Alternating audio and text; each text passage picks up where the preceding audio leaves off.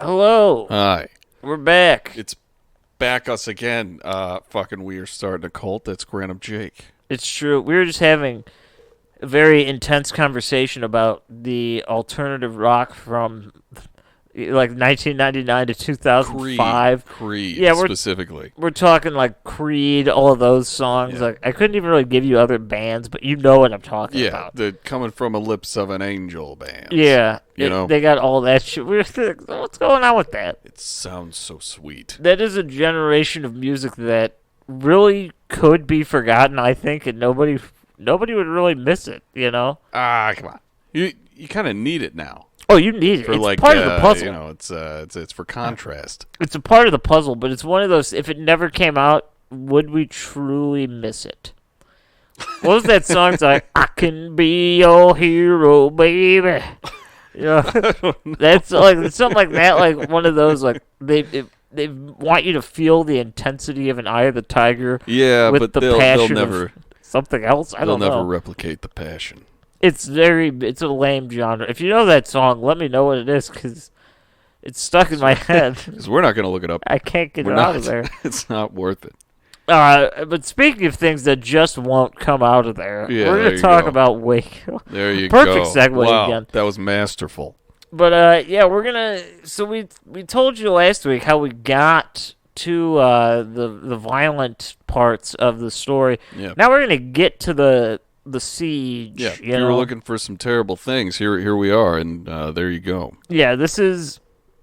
I'll tell you this: it's multiple events. It's not just a single. It's not just a single day. This It's, shit was you longer know, than a month. It was, yeah. Yeah. All right, so yeah, Waco Part 2.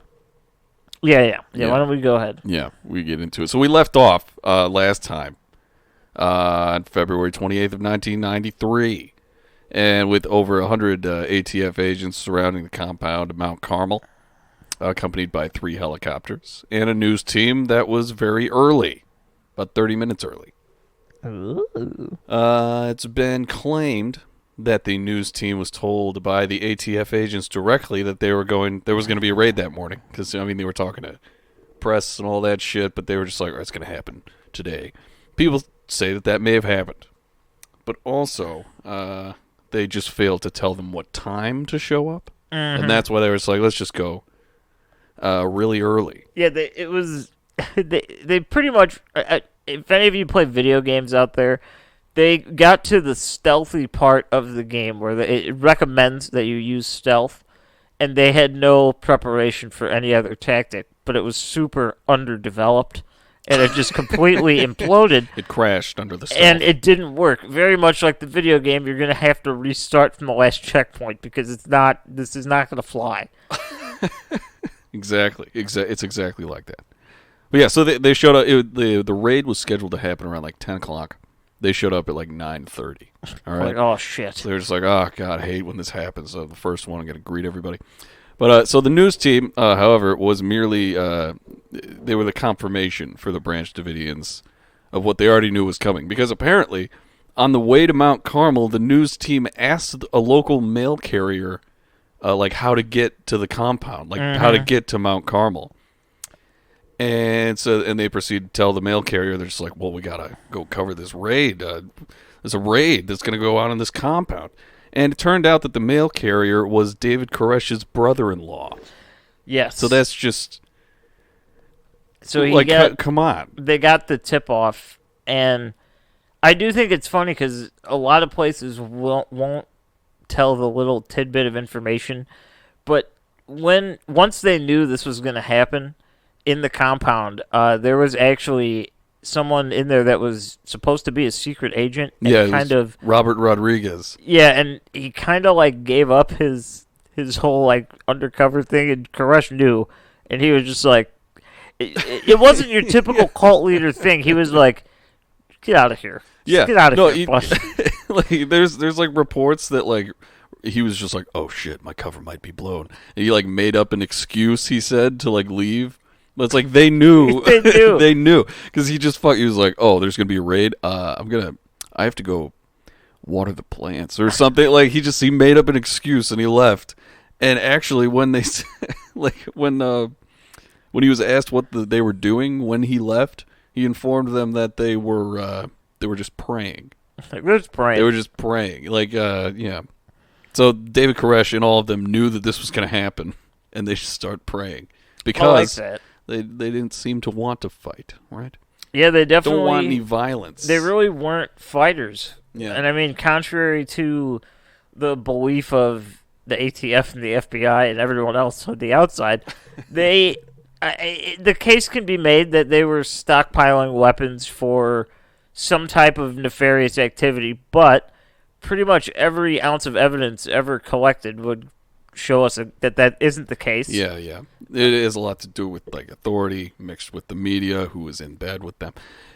Let's get into the initial raid, speaking of how nonviolent they were. So they didn't know what to do. So at 10 a.m., dozens of ATF agents were loaded up into cattle cars with tarps on them, so as to not raise any red flags as they approached. Like somebody in that compound's like, I've never seen a cattle car come in here before. Why are there two of them? Why are there so many cattle cars coming up? We don't even have beef. Why is that cow sneezing? So these cattle cars full of ATF agents pull up, and the agents then exit the cattle cars all around the compound and begin to attempt to enter. Right, so they're setting it all up. When it comes to who fired first, there's a lot of debate. But very shortly after the arrival, shots began being fired. ATF agents heard a gunshot and proceeded to all just absolutely unload on this fucking place. But when it comes to who fired first, the prevailing theory is that it was an accidental discharge of a firearm by an ATF agent. And there's actual footage of this, a guy going up on the roof. He's reaching for his sidearm, his fucking handgun, and it's not even out of the holster. He just fucking shoots himself in the leg, which just sets off everyone around him. Just oh fuck, and they just unload. Right, and they use, because there were watchtowers outside of the compound, but they used this excuse because Koresh had, I don't know they had a moniker, but he pretty much had his tight-knit group. It was the 7 dudes that he trusted the most. Yeah. And they were pretty much, their job was to guard the compound, and the way the ATF sees it was that they have a bunch of guys in guard towers with weapons at us, and pretty much the Branch Davidians at that time, they're pretty open about saying that no one was in the watchtowers because it was the morning. Yeah. So, and even the fact that they knew that they were coming. They knew about the raid because of the mail carrier brother-in-law. They knew about it that morning. They were just don't put anyone up. Talk about time and place, dude. That mailman was just in the right spot. He's I have such important information. And for that, 3 minutes where Koresh didn't know and the guy that asked the mailman didn't know, he was the only one in the world that had the power to alter what was about to happen. Pretty much, dude. Can you imagine the weight of that?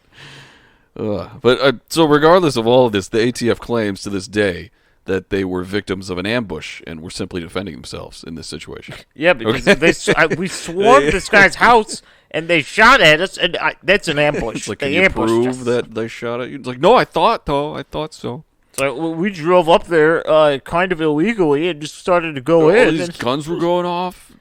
It was so loud. But yeah, so immediately as shots began, however, the Branch Davidians called fucking 911. Yeah. Because they're just there's some fucking people shooting in our house. You can actually hear the recordings of David Koresh's recordings. A lot of those are online. His phone calls to 911 during the initial raid. Yeah. Speeches he gave while under siege, and then what they think is roughly about an hour before his death, there's also audio footage of him speaking. There's a whole plethora. Because, again, shit. This went on for more than... Not the shoot. We'll get into that. Yeah, you'll see. We'll see. But during all this, all the shooting, all this craziness, all this terrible stuff, there was a mother who was nursing a baby who was shot through the hand, and the exit wound came out of her elbow. So she just kind of got she got hollowed out in her arm. God.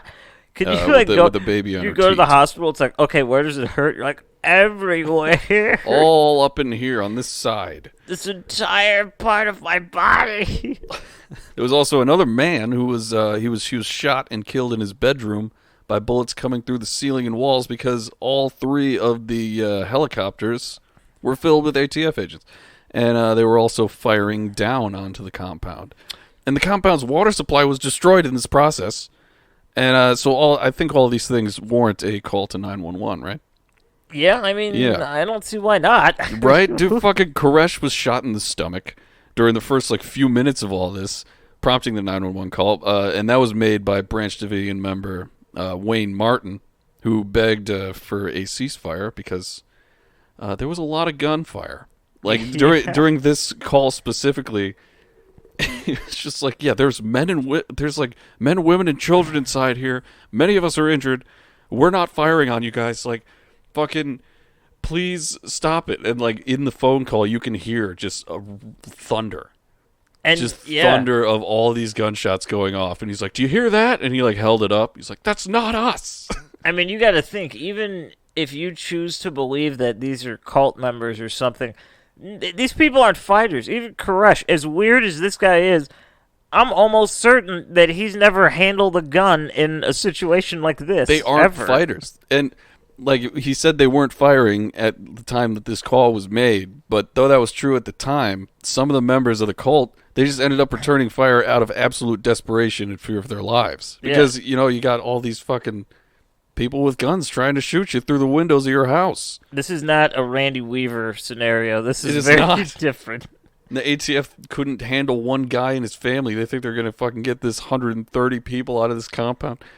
And I think the best part of the whole situation of this, or at least to me, the most ironically funny, is that when they call the police, they're telling them what's going on, blah, blah. The police have no idea because the ATF and the FBI and everyone involved in any of these things, they never told the police what was going to happen. They told the news, but they didn't tell the police. So the cops are genuinely are you shitting me? There's a firefight somewhere in town? I think there's hundreds of people involved. And they're I think it's the government. He's are you shitting me? They didn't know. So they're kind of... Our bosses are trying to kill you? They're kind of somewhere in the middle of well, what do we do? Fuck.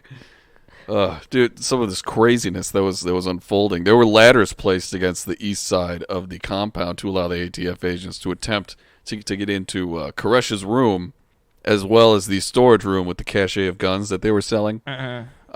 So 3 ATF agents went over the west slope of the roof by Koresh's room, but as they approached, they were met with gunfire. And surprise.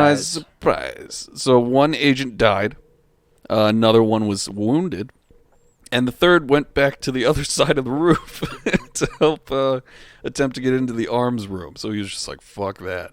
And he went over to a different group. So on this side, 3 more agents smashed a window of the cache room of weapons there and threw a flash grenade inside. And then they made their way inside. But when another agent tried to get through the window behind them, he was shot and injured, and he was able to make his way back to the ladder and slide to safety. Ooh. So for this guy, an ATF agent supplying cover fire for this retreating wounded agent, he fired a shotgun at the Branch Davidians repeatedly until he was shot in the head and killed. Damn. All right. So inside, however, the 3 agents that made it in, they entered the room, and they shot and killed a Branch Davidian. So they just killed a person. Only to then come under heavy fire in retaliation. So 2 of them were injured. They made their way back out the window, while the third provided fire, cover fire, and killing yet another Branch Davidian. And this guy who was providing the fire, the cover fire, I don't know why I keep just saying fire. The cover fire. It's all just fire. Yeah, it's all fire. But this ATF agent, he on his way back out onto the roof, he smacked his head on a wooden support beam, and he fell off the roof. And he survived. Poor man. I just thought that was kind of funny. Yeah, that's little interesting. Hilarious. Fun fact, I do just want to lighten it a little bit here. And before you lighten it, no, go ahead. There was a guy providing cover fire for that guy who smacked his head, and he was also shot and killed. Ooh.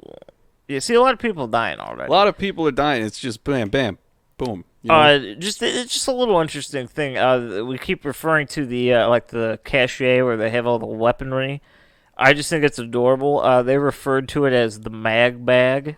That's what they called it. That's kind of cute. Yeah, so whenever they would need to put things in there, anything, Koresh would just say, like, oh, go put that in the mag bag. And they just knew that was where all the guns were, It's fun. you know? It's a flirty. fun, yeah, it's like, it takes some of the tension off. You're like, oh, this all happened in the mag bag. It's the mag bag. But yeah, so... Dead. Death. They a lot of them died. So this whole initial raid went on for like 2 hours, though the gunfire began to lose its intensity after the first like 45 minutes because the ATF agents were like, oh wait, we don't have all the fucking bullets in the world, and we've already fired thousands into this fucking, just into the walls, into the windows. And so it kind of died down after prepared. that. Yeah. Second time in less than a year, you didn't come prepared. And so it was another like hour and 15 minutes until it was completely over because they completely ran out of ammo. And they retreated. So thousands of rounds were fired. All right, and the lion's share of that came from the ATF. Perhaps tens of thousands. Like, it was fucking ridiculous. Like, afterward, non-stop for 2 hours. That's a lot of time. That is, dude. Like, outside of the actual compound, the ground was only bullet casings. Try mowing that lawn without hurting yourself. It would be a catastrophe for the blades of your mower. Oh god, it wouldn't work. You're gonna have to hand cut that. You're gonna have to shovel. You have to shovel your yard. Okay. Imagine like raking bullet casings like leaves. I think it would bust the rake or definitely do something not okay. Exactly. They're made for leaves. So it was around 11:45 that there was a ceasefire that was ordered, and the ATF were allowed by the Branch Davidians to collect and tend to their wounded and dead. All right. So not a single shot fired after the ATF was like, we're out of bullets, you guys need to stop firing. And he's like, okay. All right, we've been telling you this for hours. It's like, we didn't want this in the first place. All right, so in total, 4 ATF agents were killed and 16 were injured. In the end, 5 Branch Davidians were killed, and 2 of which were mercy killed by the Branch Davidians themselves due to the severity of their injuries and amount of pain that came with it. Yeah, I mean, let's face it. I mean, for as crazy as some of these people are in the Branch Davidians, I'm sorry, I'm just going to go out and say that, they're also smart enough to realize they're not going to a hospital. Yeah, it's like, we're not getting out of this. Like, you're in there. Yeah, at least right now, they're not going to give us doctors. It's like, hold on. I know you said stop shooting. Can we time out for 5 and go to the hospital? Please, I need just gauze. We just need gauze. All right, so these 5 dead Branch Davidians were buried on the compound's property. Ooh. Okay, so there were a lot of strange things about this initial raid afterward. All right, that they appeared in the media, as well as some things that failed to appear in the media. Okay. Oh yeah. So here we go. First off, there was a lot of footage of the raid that is made in such a way that I don't know. It's more conducive to news cycles, I suppose. But many of the clips that are shown are obviously very heavily edited. The most outright example of this is footage of the ATF agents entering the weapons cache, like from the roof. Yeah, we just talked about that. It didn't really pan out that way, you know. Yeah. So the footage that was played over and over on the news clearly shows 2 agents enter the room through the smashed windows. Okay. And so then there was this obvious cut, and after which, and they got it, and we won. Yeah. So after which, the ATF agent who initially smashed the window and threw a flashbang stun grenade inside appears to throw it in after his 2 colleagues went in there. And, like, how does that make sense unless he's, like, directly sabotaging the mission? It was just a prank. He's like, all right, my friends are in there. I'm going to throw a flashbang. It's like that's some Call of Duty humor. It's not for real life. Like when you're just like these guys were writing their blood types on their fucking arms just in case they knew this was dangerous. They're not going to just throw that shit in there. It's okay. They're the rookies. You know, you gotta haze they them a little fucking acted bit. like it, that's for sure. You gotta show them who's boss. It's like, this is what we do to the new recruits. For the ATF, they didn't really know how to use their guns very well. Yeah, they're probably not super fun at parties either, even though they're named after alcohol. Yeah, no drugs, no alcohol. No guns. But anyway, so, yeah, that makes no sense. He was probably sabotaging it, or it so appears. Yet, another little factoid regarding press. The authorities gave the Branch Davidians a camera. Okay, so this was kind of afterward. It was the FBI specifically. They gave them a camera for the purposes of filming the women and children inside to confirm that they were okay. Right? They were just like, just let us know that everyone's all right in there. Just do a little video, like, let us just see them. So, this happened, right? So, however, once the footage was obtained by the FBI, officials thought the footage would nurture pity in the public eye for Koresh and his followers. We don't want them to feel there's so human. many fucking children and elderly people and women, and like Koresh interviewed them and like how much they love it there and why they don't know why this is happening and like all this shit. And then, like Koresh is like, this is my bullet wound. It's on his stomach, and like really painting them like assholes. Yeah, basically. So the official report was that they didn't allow this to go to the press and be seen by the public because they were just like, well, we don't want to be seen as the bad guys here, right? We're not. We're good. Yeah. So, the press was simply just not on the side of the Branch Davidians, which became very apparent during the following 51-day siege. We'll get into here in a second, but during that, the Branch Davidians made a sign that read, God help us, we need the press. And upon seeing this, a group of reporters were filmed with their arms around each other, smiling and saying in unison, God help us, we are the press. God help us. It's like, oh, wow. So the authorities on every level are against the Branch Davidians, and they get the press in their fucking pockets. Yeah, that sounds accurate, you know. There you go. It just happens. So we mentioned the video, okay, that you made of the inside of the compound, and it was not released. It was made but not released. This video was requested of the cult by the FBI, who were brought in following the deaths of the 4 federal agents, because they're just like, oh, this is serious now.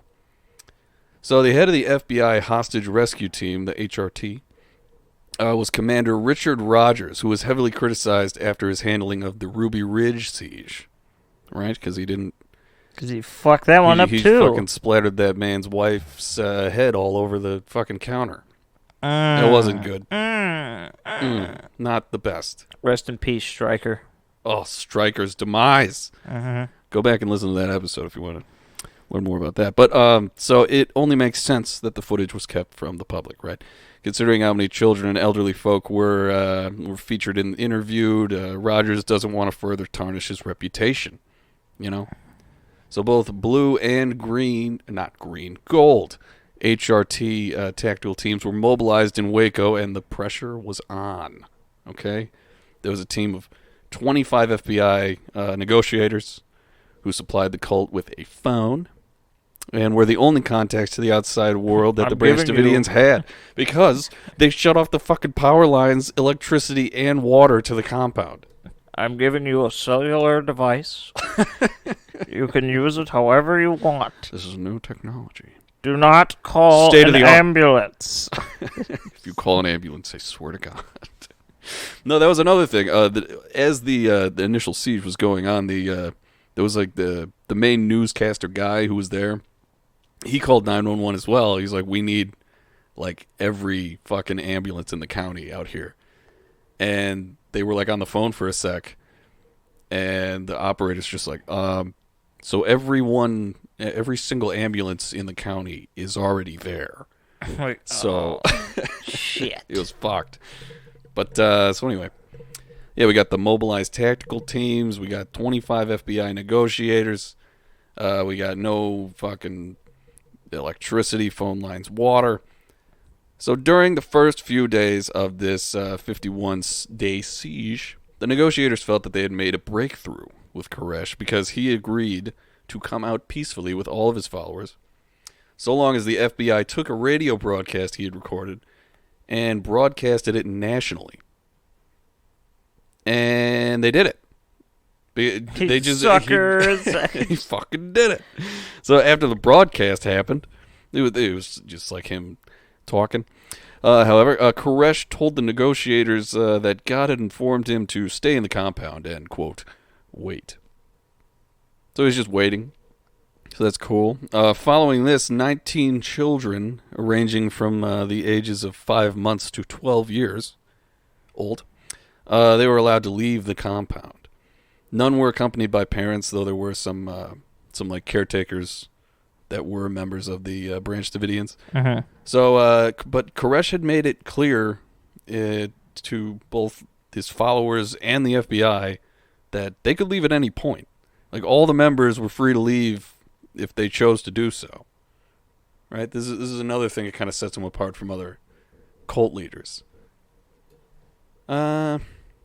Even with the 19 children being removed from the compound, 98 people still remained inside. All right, so that's a lot of fucking... That is a lot. That's a lot of bodies. So, many were wounded, including Koresh, and 23 children still remained in the compound. As the siege wore on, the FBI began, to become divided, in a way. Because there was a group of people that desperately wanted all the negotiators to handle the entire situation, and it's just like, all right, let's get it out peacefully. We don't gotta, rush this, necessarily. Time's against them, we can just negotiate with them.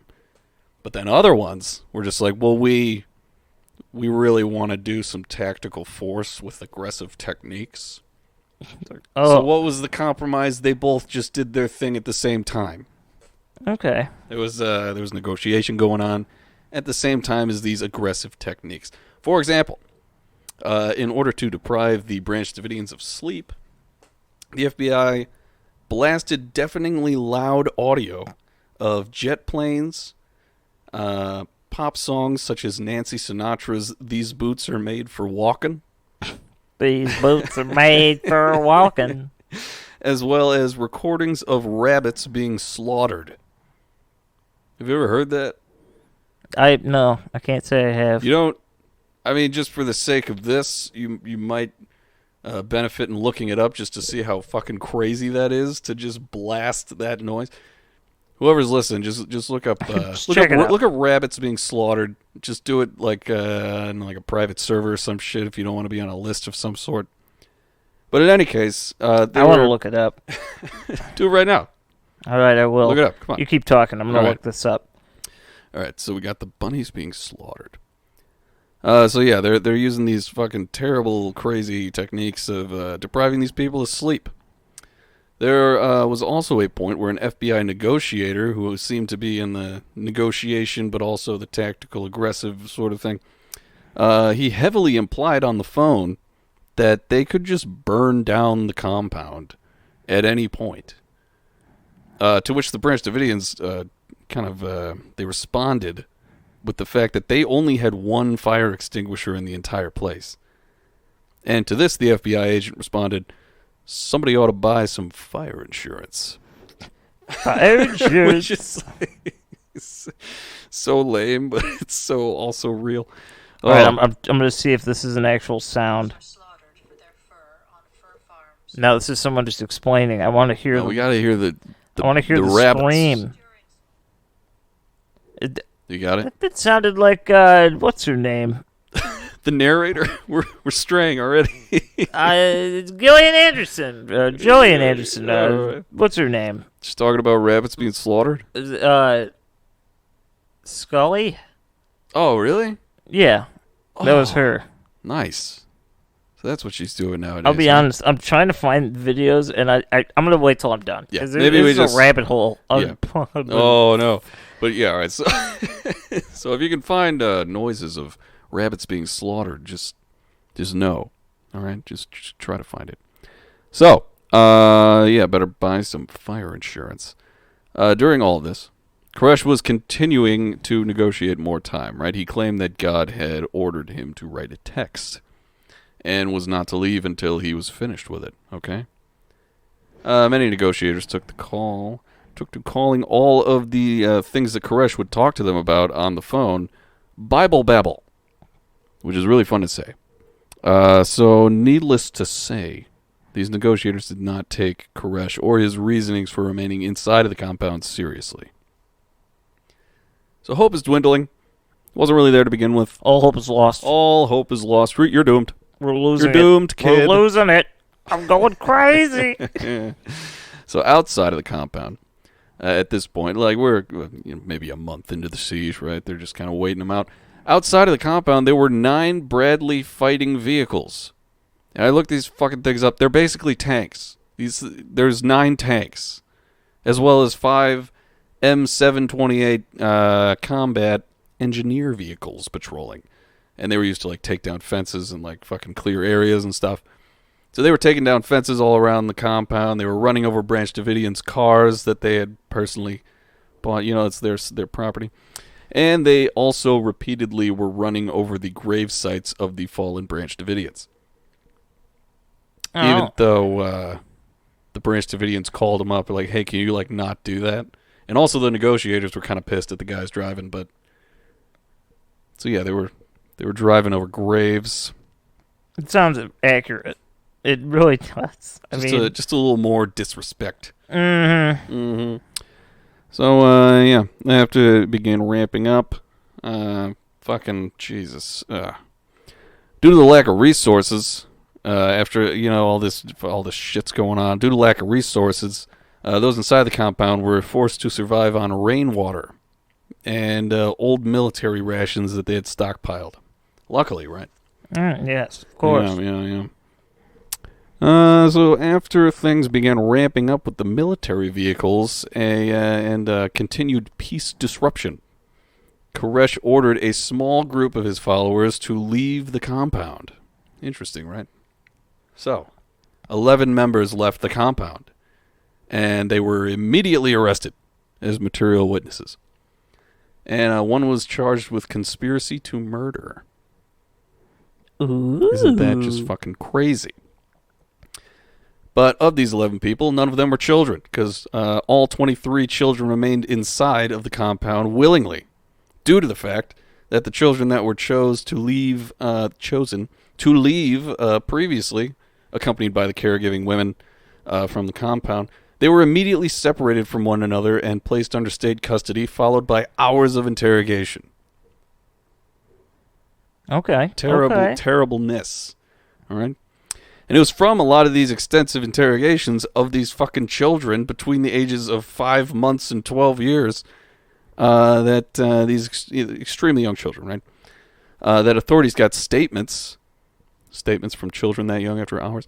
I don't know, but they got statements of what they saw as sexual and physical abuse. And this was ultimately what led to the FBI getting permission from both Bill Clinton and new Attorney General at the time, Janet Reno, to use tear gas attacks to force the Branch Davidians from the compound. Mm-hmm. Okay. Nice. Right. It is nice. It's not great. I don't think it's actually very good. But around April 12th, all right, so we're long into this fucking siege, all right? April 12th, the FBI considered the idea of having snipers attempt to kill Koresh, along with the other key Branch Davidian members. Before. Oh yes, we just kill him. We just do it. So though this idea was kind of scrapped almost immediately, because everyone was just thinking of the People's Temple back in '73 with fucking Jim Jones, and they were like everyone was going to commit suicide. So they didn't do that. Though Koresh and all the people that came out and were interviewed said there was no such plan. They were not going to do that. So yeah, a week later, it happened. This was April 19th of 1993. Yes. Okay. This is the final frontier. Yeah, April. It's not a good month for these individuals. No. But I just want to it's funny because this is taking place on April 19th, right? And Janet Reno, she is the U.S. Attorney General at this point in time. She has been petitioning to get the proper warrants to go in and officially pretty much kill or just do what they need to do with no repercussion. She was far more on the side of aggression to just end this. And she appealed this to the president himself, Bill Clinton, and she brought this up because on April 19th of 1985, a siege happened in Arkansas, and that was involving the Covenant, the Sword, and the Arm of the Lord, which was a militant Baptist group out in Arkansas. Man, say what you want about that cult. That is a fantastic name. It is. It's that is like interesting. the most. Do Baptists hate music? I Must. worked with some Baptists who were waitresses, and they said they weren't allowed to listen to music. Baptists just don't like women, and mostly women. They don't like women to just enjoy anything. Yeah, they all had skirts, and they didn't like them, but they did it. But anyway, but it's such a sing-songy title for people that hate that. I don't know, but either way, go on. But the siege that occurred with the Covenant, the Sword, and the Arm of the Lord. That's the last time I'm going to say that because I hate having to say that all at once. No, you got to sing it. When that happened, there was no bloodshed during the siege. They did this by performing a military-style blockade, and they didn't put a deadline on the siege, so eventually everyone just peacefully came out. And Janet Reno wanted to do it her way, and Bill Clinton pretty much was like, well, why can't you do it like this? Like, we shouldn't get crazy here. And then she keeps petitioning.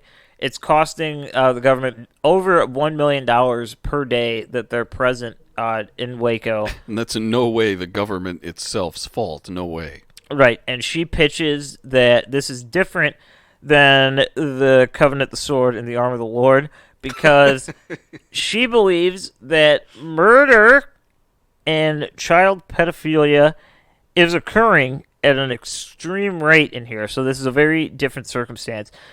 After he hears this, Bill Clinton gives her the go-ahead, and he says, you know, go ahead. You're the Attorney General. You do what you got to do. This is your business. So I'm going to give you a little... Actually, you know what? I'll go through the timeline first, just so that way I'm not jumping around here. So at 5:50 a.m. on April 19th of 1993...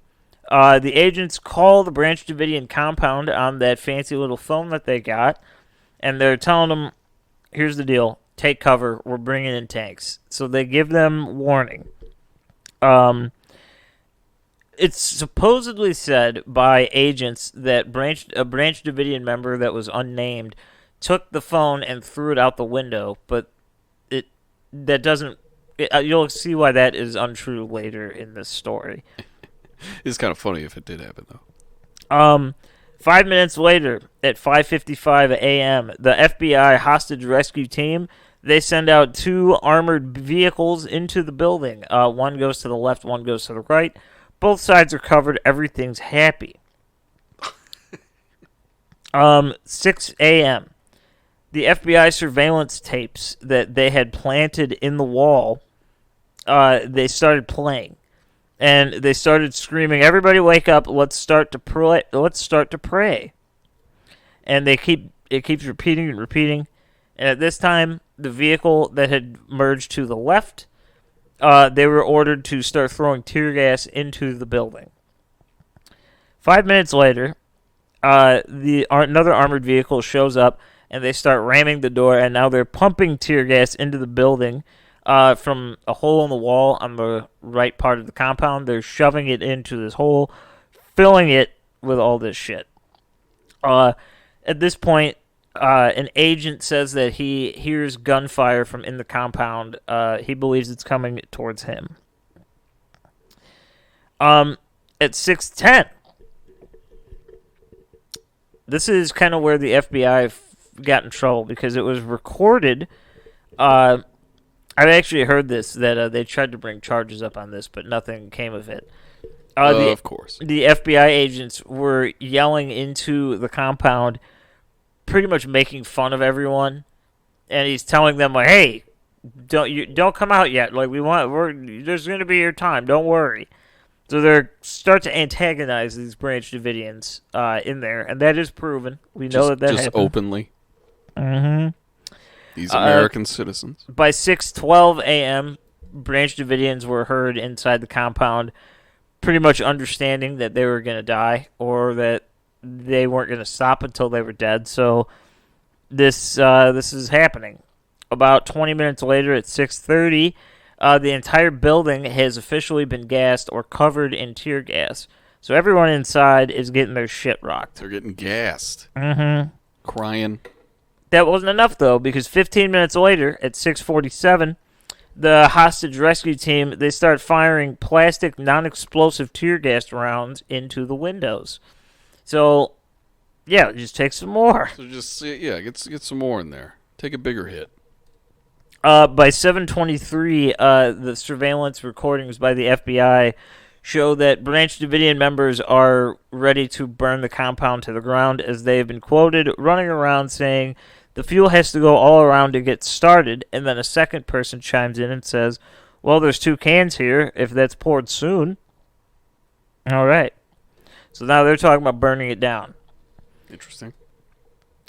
So now the armored vehicles, they're inserting more tear gas at 7:30 a.m. It pretty much just keeps doing this even all the way up until 8 o'clock. They're still firing tear gas. I think there's enough tear gas in there. Yep. You can probably move in, right? Uh-huh. At 9 a.m., the Branch Davidians unfurl a banner on the side of the building that says, "We want our phone fixed." So that would, again, the agent earlier said that he threw it out the window. Well, no, they're trying to use it right now. Yeah, it's just not. It's not working. And 13 minutes later, they received an answer to their banner unfurling by the front door being broken down by an armored vehicle and more tear gas being put into the building. Jesus fuck, dude! Mm-hmm. It's so much tear gas. By 10 a.m., there is a man on the southeast side of the compound waving a white flag outside of the windows. He is told over the loudspeakers that if he feels that he wants to surrender, he needs to come out. He doesn't, but they think this guy, it was, what's his last name? I don't know what it is. It's something. They think it's some guy Koresh was close with. Yeah, it may have been like one of his top guys or something. Like there were definitely Davidians beneath him that he put in higher power. Yeah. So at 10 a.m. they see that the guy doesn't come out when they tell him to come out, and he goes outside to pick up the phone line and the phone that's outside. So he picks that up, and then at 11:30, one of the armored vehicles starts having mechanical issues. So they bring in a replacement that just drives through the side of the wall, and it just takes down the whole wall. Nothing is going right for anyone here. It's no. Why don't they? They're making so many mistakes. Yeah, and it keeps going. It's not even noon. No, it's yet, not baby. even noon. At 11:43, they start putting more gas into the building. They are noting that the Branch Davidians are trying to avoid the gas, but oh, you don't say. A little impossible. By 11:45, the wall on the right back side of the compound is torn down. Then by 12:03 p.m. now, or it's just afternoon, they bring in an armored vehicle with a machine gun on it, and it shoots out the corners of the entire first floor of the building. What is their plan here? Like, what do they think is going to happen? They're just like, oh, they'll all come out the other side. It's like, no, just. I think they just wanted them dead. You don't need a turret. There's kids in there. At 12:07 p.m., so noon 7. Noon 7. At noon 7, this is when the first visible flame is seen by agents. Honestly, if they're that dumb, maybe they didn't pick up on it yet, but they're trying to burn the place down. Oh, I was looking at it completely in the wrong direction. It's like, no, turn around. Holy shit, it's on fire. Yep. Like, that's pretty much these guys we're dealing with. A couple minutes after the first flame is seen, Branch Davidian Ruth Riddle exits the building with a floppy disk hidden in her pocket, and that contained David Koresh's book, the manuscript on the Seven Seals. Ooh. By this point, it's 12:10. The building is slowly becoming engulfed in flames. They're seen on every floor of the compound. At 12:12, the fire department is brought in to try and put out the fire. They get there 10 minutes later, so they weren't prepared for this, I guess. No, they were just like, no, we're not gonna. It's not gonna go up in flames. It's just gas. Yeah, So they get there, and then within a couple minutes of them getting there, 12:25 p.m., there's a huge explosion on the left side of the compound. Objects are flying through the air. They're landing on shit. The grass is on fire now. There's a huge explosion. 5 minutes later, that is followed by the entire roof of the compound coming in on itself. Is this a fucking Michael Bay movie? Yep. Yep. Yep. Yep, it actually is. Oh, I'm sorry. My mistake. The fire trucks that did arrive earlier, they weren't the full kit and caboodle. And at 12:43, We forgot the goddamn tanks of water. 15 minutes after the roof had collapsed, the rest of the trucks, the fire trucks, came to try and help. Within 10 minutes of them getting there, they started getting it under control. But everything's fucking done. And then at 3:45 p.m. is when an official law enforcement source hears and states that David Koresh is dead. Now, all of this is happening, right? I want to just give you a quick little thing that happened after. So they did autopsies on like almost everybody they found in this compound. Because so many people died. Like, Yeah. so many people. Like, it was like 83 Oh, yeah. died. So most of the women and children were killed when the roof collapsed. They suffered skull and bodily injuries from falling debris. Because the guy with the turret just wanted to fire it for once. Some of the other children were killed by cyanide poisoning, and they initially wanted to blame David Koresh, similar to Jim Jones. Jim Jones actually did it, but they wanted to blame Koresh and say that he poisoned them when he didn't poison them. Cyanide is, on occasion, a byproduct of burning CS gas, and that is the tear gas they used in the building. That was on fire, so it just makes sense. So you know? a lot of people, they died from either cyanide poisoning or the body had traces of benzene in it, which is one of the compounds in the same gas, and it poisons you. So then they also found that 20 Branch Davidians were shot, David Koresh included, and 5 children under the age of 14. They were the people that were killed by bullets. And then they also found multiple people, mostly children. There was a 3-year-old that was stabbed in the chest. And the autopsy, they can only get so much, but they pretty much think that was like a mercy kill. Probably. Because it was all a baby. The gunshots were probably mercy kills. So yeah, they went down in fucking flames. Like, they went down hard. And, I mean, if you don't think that's enough... okay. I guess we'll stop here for a minute and just kind of assess. Let's just let this seep in a little bit. We just lost close to 100 people. In a sense, I mean, I'll paint this to you in both pictures. You can either see this as they were a cult that had potentially nefarious reasons for stockpiling weapons and living on their own, and something needed to be done about it. Or you could choose to see it as they're a group of individuals that believe something that most people might not believe, and they believe it wholeheartedly enough that they will live their lives together on this compound, and the government pretty much said no, no, no, and killed them all. Yeah, and the government saying no, no, no pretty much kind of started with their whole like gun scenario. The fact that they're using gun shows and not paying taxes on them. And it seems like they're cashing things. So they can paint this however they want. Plus the meth lab, that they found initially when they moved into the fucking compound that they called and got removed and had the people who ran it arrested.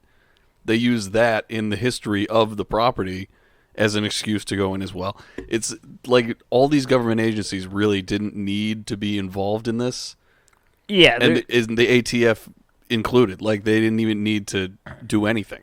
They just didn't like the non-tax. There is zero proof that would show any reason why the government would need to intervene with the Branch Davidians up until this point.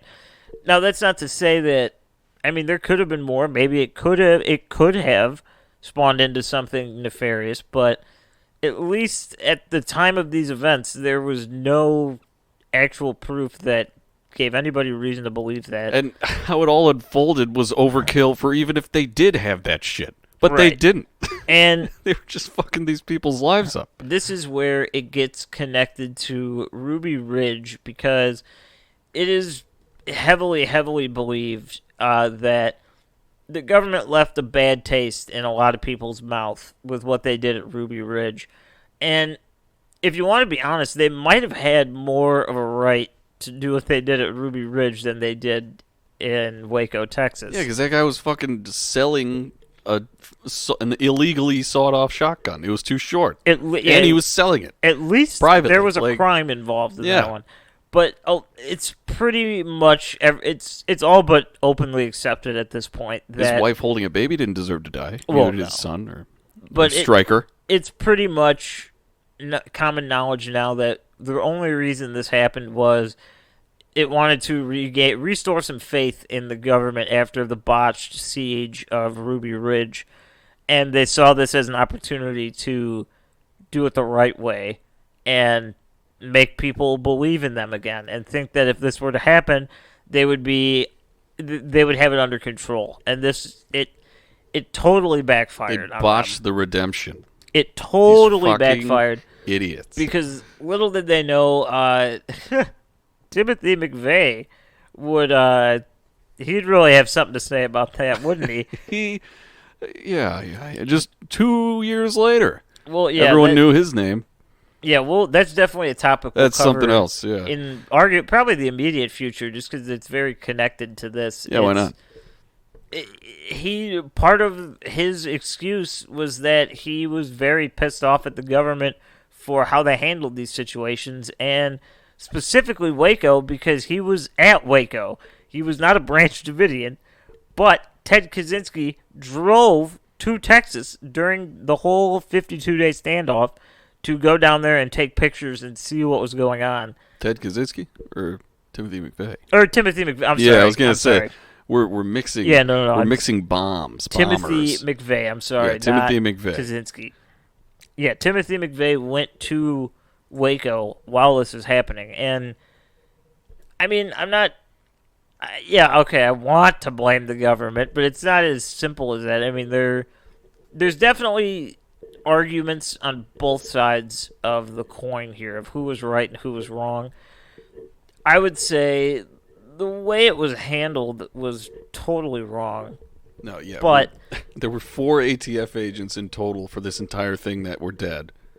76 people died on the last day. Mm-hmm. That's not including the people that already died beforehand. That makes 83 on Koresh's side. Like, yeah, it's a lot of death. And fucking not even there's an entire fucking area just surrounding the compound full of like casings. Can't even see the grass. Now, are you shitting me? Before I give some final thoughts, there's a couple things. Obviously this went to court, right? After all this happened, 8 Branch Davidian members were convicted on firearm charges, and many of those were given sentences up to 40 years. So we had Kevin Whitecliffe. He was convicted of manslaughter, 40-year sentence. Jamie Castillo, convicted of manslaughter, 40-year sentence. Then we kind of slow it down a little bit. We have Paul Gordon Fatah. He was convicted of conspiracy to possess a machine gun, and he didn't get 40. He got like 25. The list goes on and on and on. And the most interesting part of this story is that they appeal it. They all appeal their sentencing. The appeals are looked at and they're said, no, these are fair.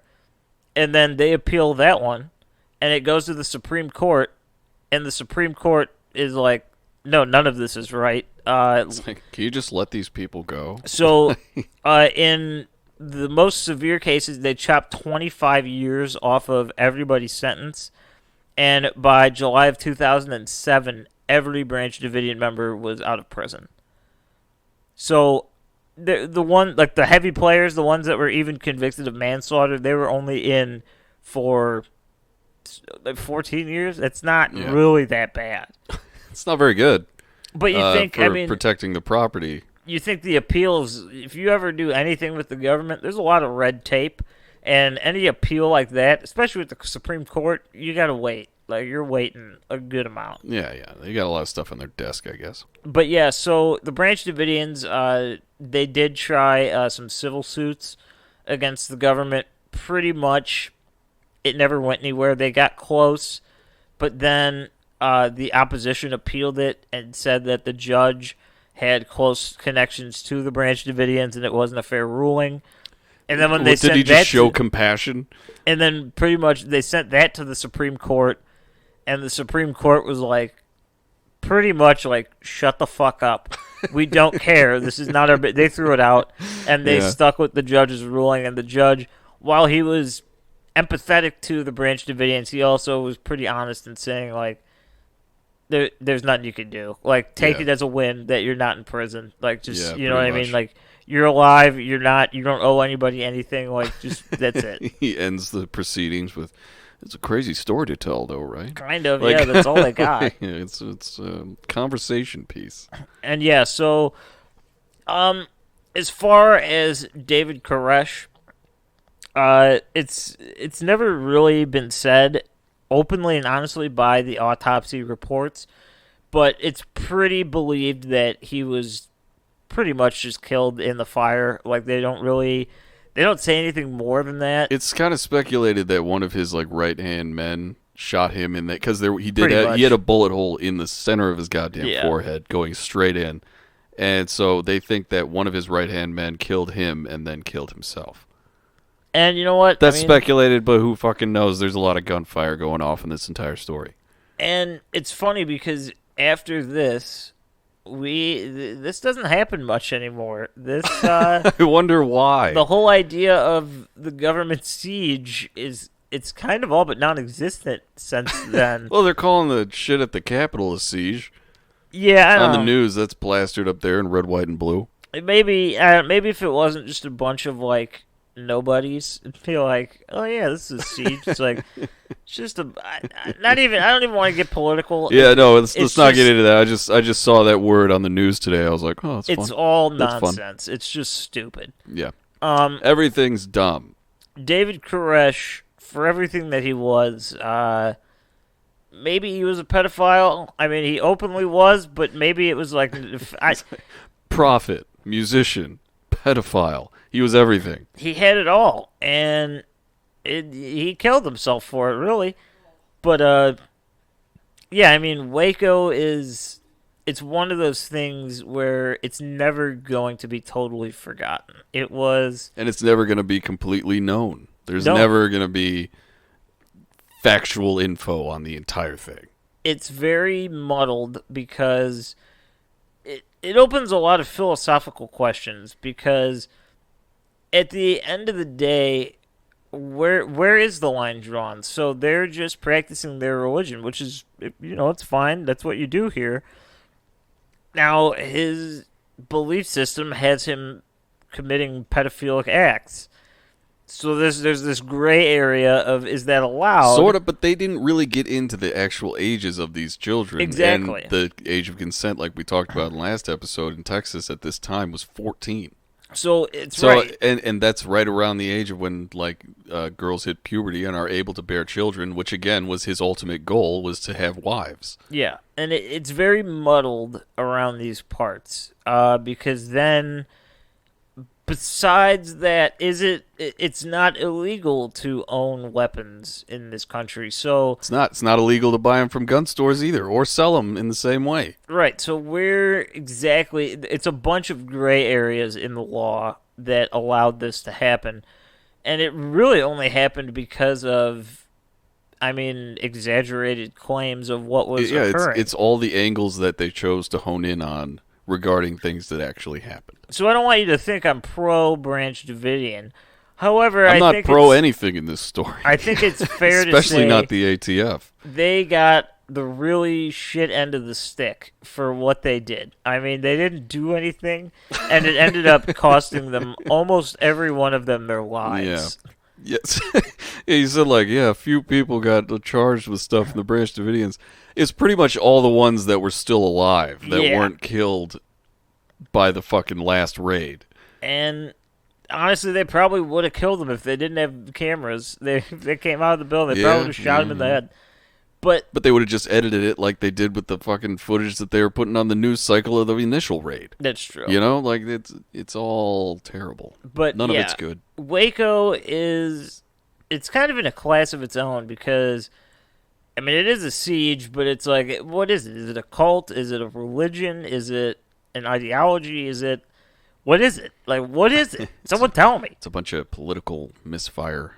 It's like a hippie in more commune sense than one. that prays to God. That's like what it is. Yeah. Like I said, they had fucking go-karts. Oh, they had fun. They had fun out there. You know, it was just the middle of the desert. It was Mount Carmel. It kind of resembled the Mount Carmel from the Bible. It's good. a mountain made of caramel. The Sermon on the Mount. But yeah, that's Waco. Pretty much Waco. That is the Branch Davidians. Now, there's plenty of stuff out there where you can watch interviews with members of the Branch Davidians or with Koresh himself. It's all out there online. You can check it out if you're interested. But I mean, I guess at the end of the day, if you really want to form it into one sentence, it's a group of religious extremists that were killed for nothing. Yep. That's pretty much what this is. So welcome to America. Yeah, I was watching a few like documentaries on this and stuff, and there was one that was, I think it was Discovery or History Channel or some shit, and it was on the side, and like you could tell the documentary very heavily favored the ATF. Oh yeah. There was so much like just pity involved in like the shooting of it. A lot of crying grown men. The movie was produced by the DOJ, and they just want you to know what happened. What the fuck is that? The Department of Justice. Ah, fuck that. That's fine. No, but there's so many different angles that people take on making claiming that they're historical things that they're making, like films and shows, but it's just from every side, it's a different story. Pretty much. And I also accidentally went on the Waco town page, and they're looking for police officers. Nice. So if you're by Waco, go ahead. So, I guess. I don't know. Do whatever you want. There's probably bakeries there. You can make bagels. You might be. I'm Some sure Tex-Mex. you can. The gun store. We know there's one of those. Texas is the birthplace of the burrito. Could be a mail carrier. You can also go down there, get yourself a burrito. Let's say you're a fan of a chimichanga. That was born in Arizona, so you're not that far from the birth of a lot of interesting Mexican food. You can get into whatever food industry in Waco, Texas. Kind of. Yeah. You got that Tex-Mex like food, like that's some good shit. It is. Chili. Got some chili. I want to take this opportunity here to thank our newest patrons. Yeah, it's gonna be. We have an old patron, a buddy of ours, Matt. The Shadow Man guy. Yeah, you upped your little input there. Thank you, Matt. He boosted it. That was very sweet of you. I love you. I'll see you Thursday. And then we have a new individual that honestly, it's cool. It's a new face. Don't Logan. know you. Glad you're here. So Logan, thank you very much for your pledge. I hope you enjoy your time and reach out to us to reap your benefits. Yeah, we gotta get you your reward. So speaking of which, we gotta do those fucking drawings. We do. I can hand deliver a lot of them. Oh yeah, we could just do that. I guess you could. Yeah. All right. But yeah, that is the show. We'll was be back Waco. next All right. Friday, one day closer to February. So we have been starting a cult. We are still. We are starting a cult. We're still doing it. And So don't you say to that. help us expand, maybe you follow us on all the shit on Instagram, Twitter. Absolutely. And, we're on Acast. You can stream us anywhere pretty much. And also email us at startacult@gmail.com. Especially you patrons. Send us your demands and we'll consider them. We love you. So maybe it's the end of the episode. Mitch, what? Go on.